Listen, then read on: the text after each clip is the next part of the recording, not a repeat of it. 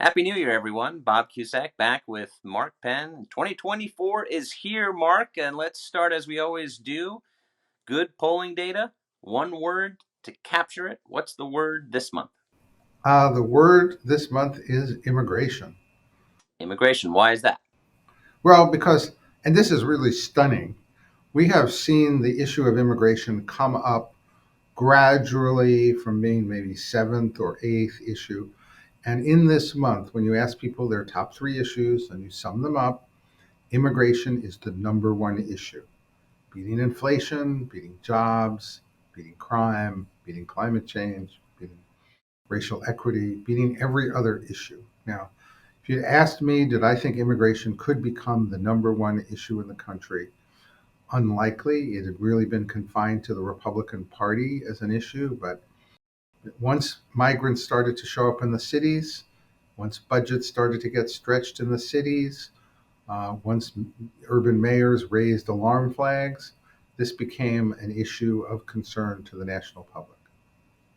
And because that has broadened now, and obviously now we're in the midst of an immigration showdown regarding foreign policy aid, where a lot of Republicans want to get some type of substantive deal on immigration in order to move forward on foreign policy, saying, hey, this is a national security issue. Does that help Republicans electorally and maybe in the negotiations? Well, right now, I think Donald Trump is waving a victory flag relative to immigration, saying, look, this is great. It's a big issue. Let's go to the polls on this. And Mike Johnson and some of the senators are trying to make a deal that would incorporate a crackdown on illegal immigration. Uh, and of course, that would help Biden greatly if he does make a deal. And at the same time, Biden's left is pulling him against making such a deal, but the votes in Congress would overwhelm, I think, the holdouts on the left. And I think we'd see a reversal of what we've seen recently with the Republicans withholding their votes from the CRs. So it'll be interesting. If I were in the Biden White House, I would be pretending we're being dragged there kicking and screaming, but Right. I would be running into the president and saying, if you want to get reelected, this is the key. Right, because he has been warned by the left not to make a deal. But you think that that could help him with independence, and that's interesting because a lot of Republicans say, "Well, let's get something now, and then we'll get bigger stuff later." And others are saying, "No, no, no, let's not give Biden a victory. Let's wait until after the election when we have control of the House, potentially Senate and White House." What do you make of that dynamic? Well, this is always the tricky dynamic of making a deal and getting things done. If you believe that if you're a Republican Congress, getting things done probably helps you more than just having an issue. If you're the president, maybe it helps you more. Look, the winners of a deal are always the people who make the deal, and the losers are the people who are left out of the deal. So, in a deal made between the president and moderate Republicans, who's left out? The far right and the far left are left out of a deal like that. Right.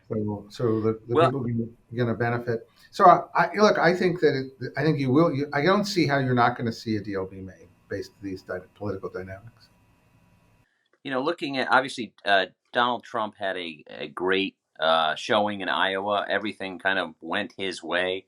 The polling was pretty accurate for the most part. Trump got over 50%. Wanted DeSantis to win, to be second. Never said that, but that makes sense politically. So the two of them still remain in the race. Haley, despite losing to DeSantis, now saying it's a two-person race, and obviously she has high hopes in New Hampshire, and she better do well there. What do you think? And this poll shows Trump up 7 on Joe Biden, and if you add the third parties, it's 11. Is he gaining strength going into this year? Trump is doing pretty well. I mean, his favorable is up to 48, which is kind of basically, from what I can see, a personal best. The couple of interviews I've seen recently, he's been incredibly substantive, staying away from petty fights and arguments, appearing knowledgeable, calm. Really, actually, the best I've ever seen him, to be honest. Much better much better than I expected, and I think that's having an impact. Clearly, he had a ground organization in Iowa that delivered, right? And so he seems to have he had a great campaign organization, sort of, in 2016. There was a lot of disruption, but it still was a successful upset campaign. I think the 2020 crew was really, I think that was one of the worst campaigns I've ever seen, right? They never Yeah, had a message. They never had an agenda going forward. He was all over the place. They were moderate at the convention. They were right during the campaign. yeah. Didn't make any sense to me. No, and He's that's right. I disciplined and buttoned up now again. Yeah, no, listen, and I know that you said back then he wasn't, he had a grip on the base, but wasn't reached out to independents. And despite all that, despite really not handling COVID that well, and really having a very rough first debate night, he almost won. And he is seemingly running a more disciplined campaign. I thought his victory speech was not as much as spiking the ball as we usually see with Trump, and I think that helps him. And I think do you get the sense this is going to be a very different, in some ways. And Trump is Trump, of course, but that 2024 campaign is going to be run differently than 2020. Yeah, I think everything I've seen is a much improved campaign, an improved candidate, improved, more disciplined campaign. If he's going to get ruckus, it's usually at the rallies. But that's what the rallies are about. And, he will continue to say things that can be highlighted and blown up. But when he presents himself on television now, when he presents, in his campaign organization, and look, I always say that one of the important things is kind of stay. If you just stay in political business, eventually your time comes around, right? Right. And his time was in 2016. And, this issue constellation here, the way immigration and crime are such big issues, inflation, which is the economy, all the things that he has an advantage on are really the issues that are coming up as most important. And so, this is looking like a much better time for Donald Trump than I personally would have imagined 6 months or a year ago. And while the new poll has a lot of good news for Trump, there is an Achilles heel here. And tell us a little bit about if he's convicted, and what your data show for the January 6th riot. Yeah, well, I can genuinely say that these are never before asked questions in political polls for never before occurring situations. And so we asked the kind of three questions. We split the sample three ways. We had the horse race, and he was ahead by 7.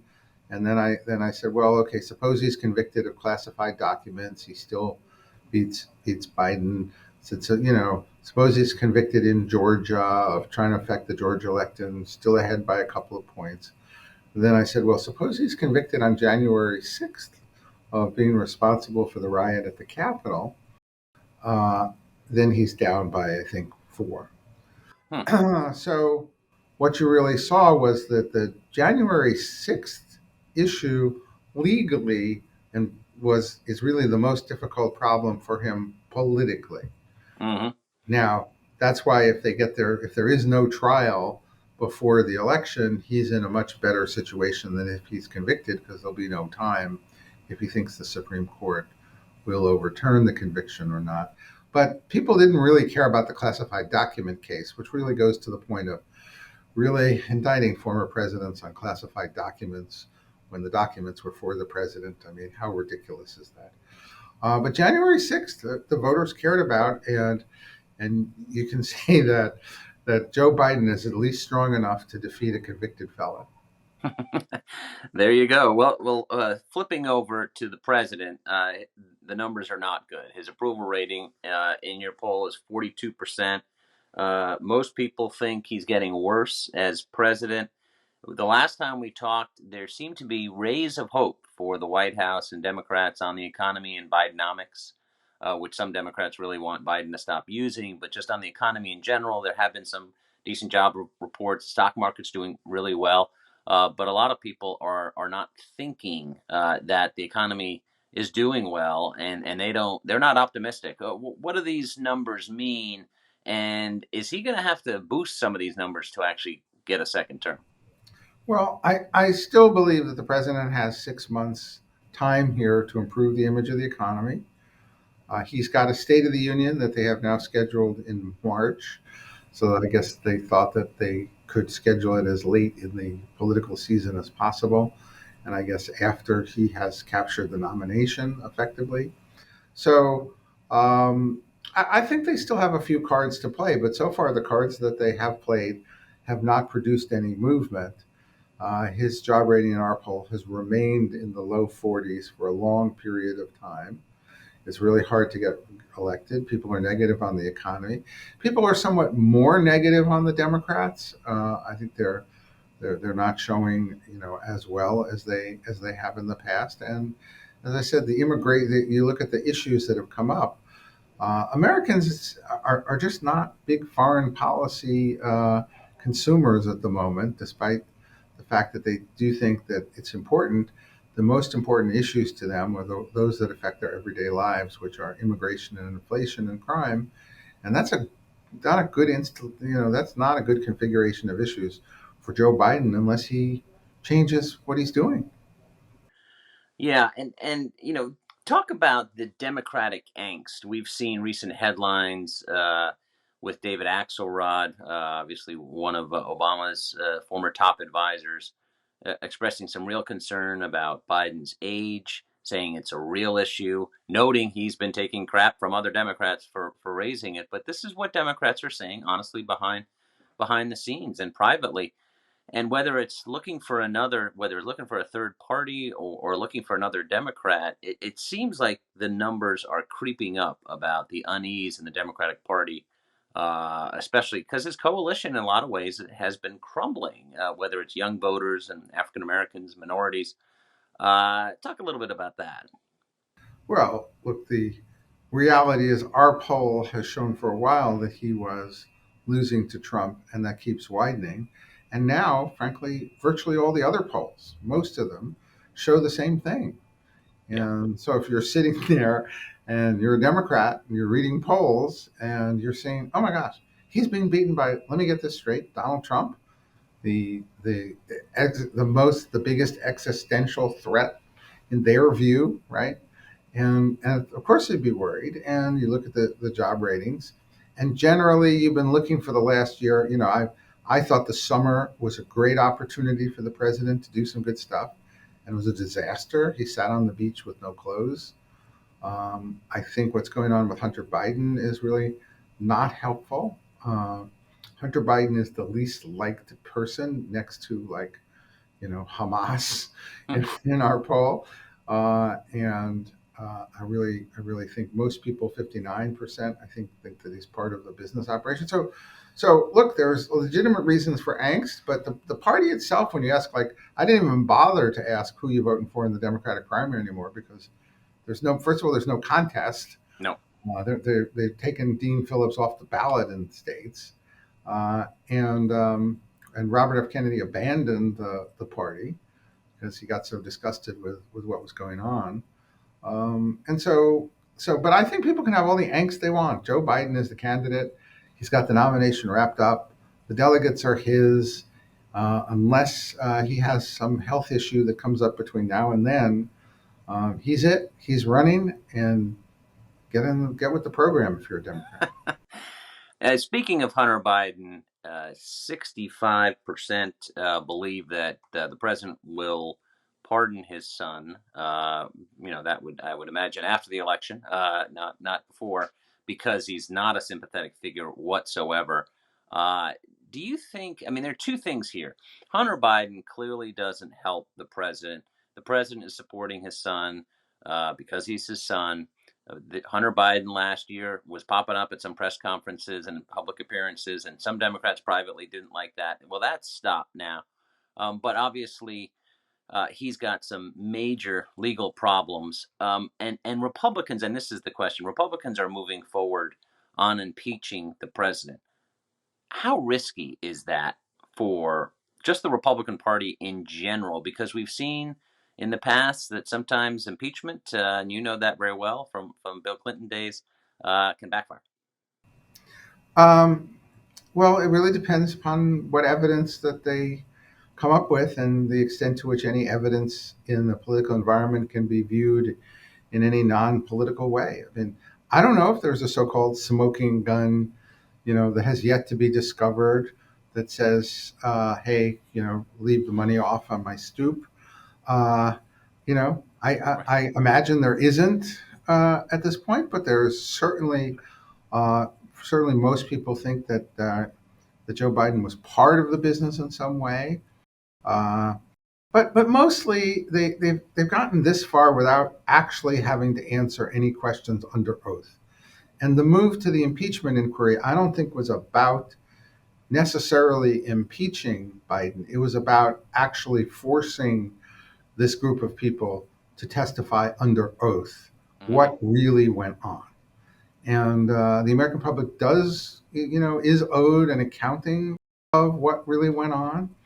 And Joe Biden is kind of thumbing his nose at Congress and the legal process, and some of the motions that they put in were just so absurd uh, that they finally made a decision to sit down and agree to the deposition, just as he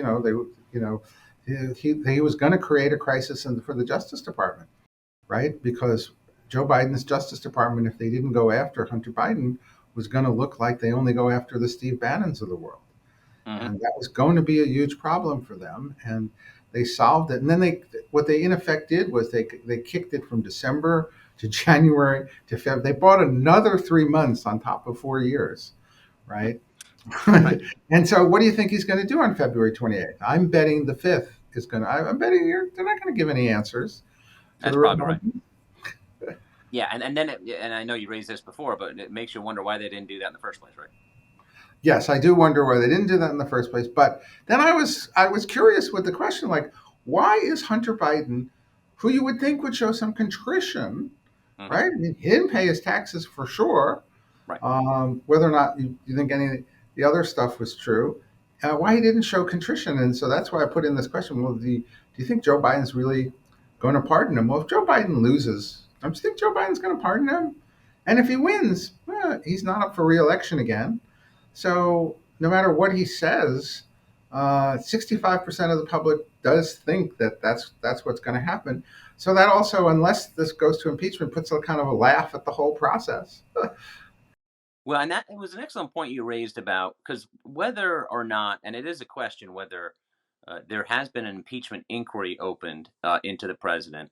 That vote was delayed because, well, listen, they had to round up the votes in the House. Obviously, all Democrats voted no, but getting the House to actually impeach the president, it remains to be seen if they can get the votes on that. But to your point, the Republicans have really highlighted this, and the numbers seem to be going up because of that. So listen, whether not to minimize the impeachment of the president, but even if he is impeached, the Senate's not going to convict. The Senate could actually dismiss the charges right away through a majority vote. But if you look at the numbers now, 59% think the president helped his son, Hunter, in business dealings. That's pretty high. And it also highlights that the president has changed his story on this, on the answers and the questions and answers about Hunter Biden and what he knew. Yep, and journalists have changed from this paragraph that they would put, but they put in Hunter Biden so and so, but there is absolutely no evidence that President Biden in any way did anything whatsoever, right? And they have now changed that to, I saw it this morning, there is no compelling evidence that President Trump did anything. So they have at least changed that language in the standard insert paragraph that must be in the memory somewhere. Look, I don't know where this is going. So far, as I said, they have successfully dodged actually answering any of the questions. These issues are serious. I don't know what you do. Right now, we're dealing with somebody people think is too old versus somebody they think should be convicted of crimes, which is why there is a huge, 55% say they would vote for a new candidate. And I think actually 80% said they wanted a new president. Hmm. Uh, and of course, 80% wants a new president. And what do they get? An election between an old president and a current And the president. current president. Yeah. So, but we'll see. Look, I don't want to write Nikki Haley out you know, until we see what happens here, because politics is always full of surprises. There has to be at least one surprise. Nobody thought Donald Trump would be president, Right. this time, in 2015, 16. And speaking of that, because we're right on the cusp of New Hampshire coming off the big Trump victory in Iowa, do you think that, I mean, to that point, that Haley needs to win one of these states, that finishing second or third is just not going to cut it for DeSantis or Haley? Well, look, I think she's got to get within 10 points. If she gets within 10 points of Trump in New Hampshire, I think she's got life. I think she's got a right to continue. If she's defeated by 15, 20 points, I think it's a lot harder for her to credibly, keep going. And if Ron DeSantis finishes third, then I think, he should, you would figure, wrap it up. And, then you have a whole bunch of other states. But there are 23. I keep reminding people that this nominating process, aside from the fact that it did produce Donald Trump, who was the outsider candidate, has produced, John McCain, has produced Mitt Romney, because 23 states actually have independent voters in it. If you actually make it past the original couple of states, there are a lot of moderate independent voters there, who could be appealed to in a lot of big states, because the Republican Party is primarily a suburban party. There, as you know, there's mounting speculation in some quarters. I don't agree with this take at all. That Trump could pick Haley as his VP. I don't see that, because I think Trump thinks he can win it just by himself. He demands loyalty. What do you think the chances of such a thing happening? Let's assume Trump wins the nomination. I agree with that. I don't think that he believes that Nikki Haley could take the loyalty oath, which may or may not be important for FDI director, but is certainly important for your vice president. Exactly. Yeah. Any other last question? Any other takeaways? Summary? You wanna finish the closing statement kind of thing? Yeah, we repeated the Israel Hamas data, and we Yep. found, if anything, public opinion strengthened slightly for Israel. We did not find any deterioration in support for Israel. It's about an 80-20 situation. It's, younger people were even 57% of the youngest group. The highest were for Israel. You're still in the 90s when it comes to over 65. Um, People generally, in the poll, were upset at Iran and the Houthis, and did support the military strikes, against the Houthis. So I think you found a very stable set of opinions related to Israel. American support, even if support seems kind of somewhat frayed in the administration itself, American voter support is remaining strong, and Hamas is seen as the wrongdoer and the terrorist here by the lion's share of Americans. That is interesting, especially because, as you know, the Democratic Party has become a little more fractured since the attacks. And but it is interesting and noteworthy that public support remains strong after obviously some criticism of how Israel has handled the war. And you're right, the administration is split on this behind the scenes, and there's a real struggle. And I think Israel is basically saying, don't tell us how to run our war. So that is do you think that is going to help Republicans, this whole conflict, or is it hurting Biden because of young voters abandoning him? I think 2% said Israel was the number one issue. Hmm. Uh, that There that you go. 2% corresponds with about the percentage Jewish in the country. Uh, and what really helps Biden and the Republicans in this poll is not Israel or foreign policy, which I do think that the main attribute that Trump has is that he is seen as stronger, and greater deterrent to international bad actors than Biden. I do think the number one issue of health here is where we started, immigration. I'm stunned. Immigration has never been the number one issue in the country before.